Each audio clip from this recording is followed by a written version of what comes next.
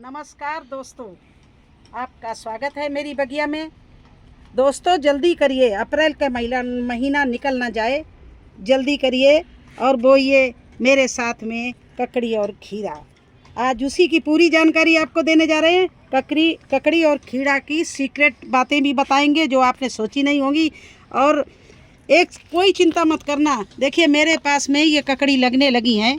ये देखिए ककड़ी लगी हुई है, ये लगी हुई है, एक ये नीचे से लग रही है, चारों तरफ ककड़ी निकल रही हैं। इसमें अब निकलने लगी, देखिए एक यहाँ पर फूल के पास में मेल और फीमेल दोनों फ्लावर आ रहे हैं, सब ककड़ी लगने लगी है। तो ये लग के 15-20 दिन में ही ये ख़त्म हो जाती हैं। तो अब हमें जो दूसरी इनके साथ में आगे तक चलाना है, तो दूसरी खेप में अप्रैल में, ये हमारी मार्च की है और अब मैं अप्रैल में बोने जा रही हूँ।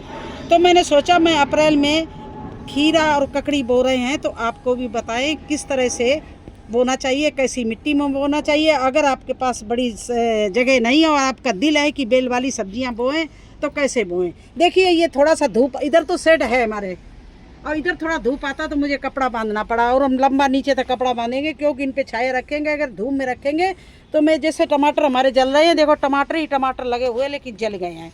तो मैं सभी शेडी एरिया में बोना चाहती हूँ। अब ये देखिए मेरे खीरा 15-20 दिन के हो गए। ये खीरा के प्लांट मैंने लगा रखे हैं, ये भी छाया में है, शेड के नीचे हैं। और ये धूप में पौड़ा देंगे लेकिन छाया में इनकी जड़ रहेगी तो ये सूखेंगे नहीं, यहाँ से इनको नमी मिलती रहेगी। और ये यहाँ पर हमारा प्याज है। और ये देखिए आगे आइए, ये मैंने लौकी बो रखी है। ये भी लौकी भी मेरे, ये देखिए मैंने पौड़ाने के लिए लगा रखा नेट टाइप का, इसमें पौड़ाएंगे। लेकिन वो ही मैंने छाये में, क्योंकि इस समय छाया में हर सब्जी चलेगी। अब दोबारा मैं खीरा और ककड़ी बोने जा रही थी तो मैंने सोचा आपको भी बताएं। तो अगर आपके पास में बड़ा बर्तन नहीं है, वैसे खीरा ककड़ी सभी 18x18 या 16x16 के बैग में, ग्रो बैग में या गमले में लगाना चाहिए, क्योंकि इनकी जड़ें नीचे, रूट्स जो है उनको फैलने को पूरी जगह मिले। जिस तरह से हम लोग ऊपर मचान बना के उनको पौड़ाते हैं, उसी तरह से उनके लिए पूरी ज़मीन होनी चाहिए। तो अगर आपके पास बड़ा बर्तन नहीं तो आप ये भी कर सकते हैं। देखिए आपके पास में ये 10x10 की बाल्टी, ये भी 10x10 की या 15x15 की बाल्टी होगी, इसमें हमारे पास मिट्टी है और हम इसमें बेल वाली पौधा लगाना चाहते हैं। तो आप क्या करना, इस तरह से 1-1, 2-2 लीटर के डिब्बे लेना। आपके पास में दही यही के आते रहते हैं, यार न हो तो आप कोई प्लास्टिक का बर्तन पड़ा हो, कुछ भी पड़ा, उसको ऐसे तली से काट दीजिए। काट के आप इसमें इसको होल करके इस तरह से इसमें दबा दीजिए। और इसके बाद में आप बढ़िया सी मिट्टी बना के इसके अंदर भर दीजिए। ये देखिए इस तरह से आप इसको दबा के भर दीजिए।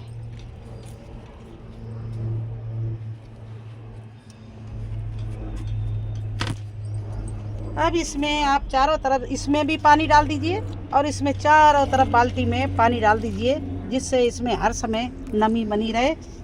और इसका बनाने का एक और में फ़ायदा है, आपको बता दे रहे, यही नहीं कि मैं इसमें ये लंबाई बढ़ गई है। एक तो रूट्स के लिए ये कम से कम 1-आधा फीट की लंबाई बढ़ गई, तो ये 12x12 का है तो 16x16 का हो जाएगा इंच का। और अगर कम से कम ये ज़्यादा होगा, ये कम से 6 इंच का होगा, तो 6 इंच आपको ऊंचाई और मिल गई। बढ़िया इसमें पौष्टिक मिट्टी भरते रहो, नीचे से भी पानी जो भरोगे नमी मिलती रहेगी। और सेकंड बात यह है कि आपको, जैसे ये हमने प्लांट डायरेक्ट लगाए, अगर हमें कहीं दूसरी जगह इन्हें शिफ्ट करना है तो इन मिट्टी सहित हम ले जाएंगे, ये नहीं भी शिफ्ट हो सकते क्योंकि इतनी गर्मी है।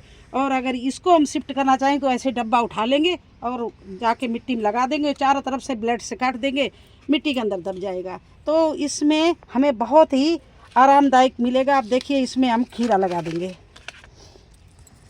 ये देखिए खीरा का सीड है।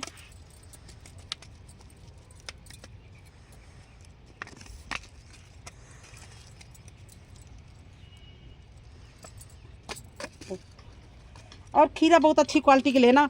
ये देखिए सीड F1 का है। हम ज़्यादातर सीड जितने भी लगाते हैं हमारी हार्वेस्टिंग अच्छी होती है, तो सीड का भी इसमें हाथ होता है। अच्छा सीड लगाओगे अच्छी हार्वेस्टिंग मिलेगी। देखिए F1 का ये खीरा हमने मंगवाया है, F1 कंपनी का, बहुत अच्छा होता है ये। मुझे बहुत, इसमें हमें हार्वेस्टिंग मिलती है। देखिए एक एक दाना कितना बढ़िया इसका है। ये देखिए खीरा भरा हुआ सब दाना निकलेगा। तो महंगा ज़रूर मिलता है। अब इसको आप उल्टा इस तरह से नीचे इस तरह से गाड़ दीजिए, देखिए ये, और ये ज़्यादा गहरा नहीं, केवल आधा इंच गहराई में हम इसको इस डिब्बे में गाड़ दे रहे हैं। अब अगर मुझे यहीं रखना होगा तो मैं यहीं रखेंगे, क्योंकि छाए की जगह। अगर मेरे पास में कोई बड़ा बर्तन खाली होगा तो मैं उसमें भी लगा सकती हूँ।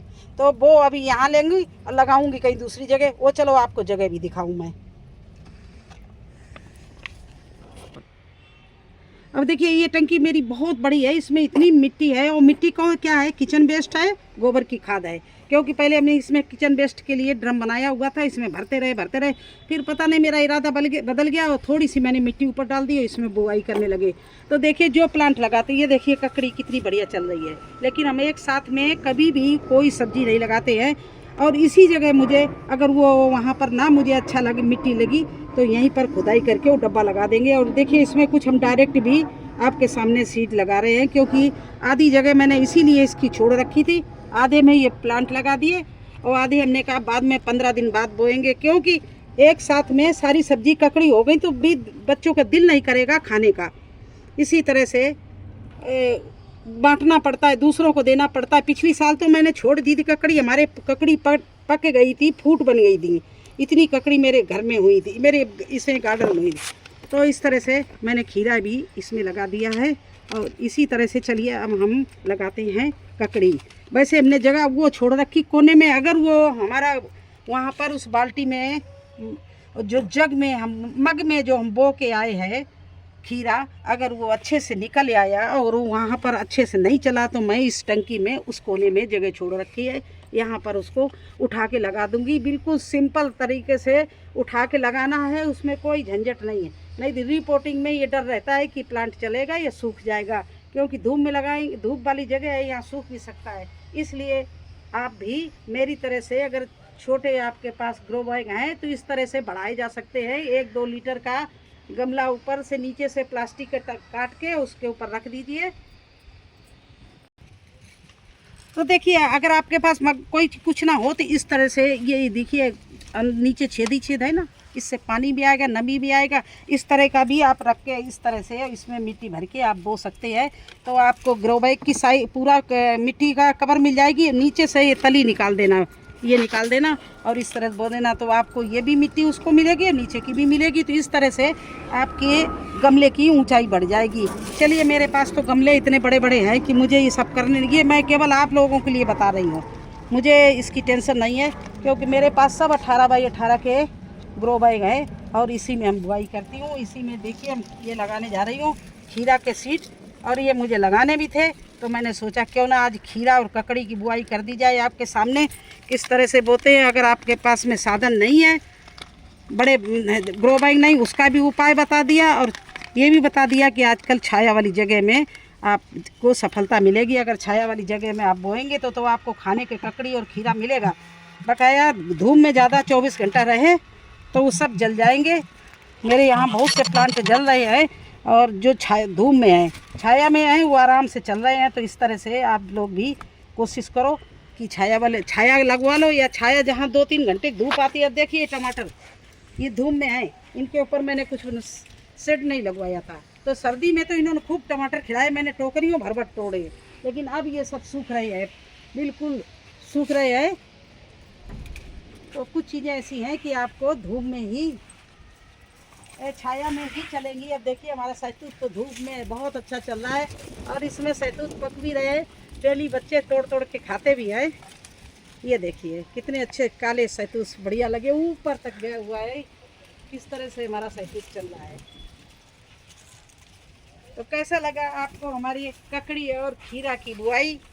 अगर अच्छी लगी हो तो लाइक करना, चैनल पर नए हैं तो सब्सक्राइब जरूर कर देना। फिर मिलेंगे एक नई जानकारी के साथ एक नए वीडियो में, तब तक के लिए मुझे आज्ञा दीजिए। धन्यवाद।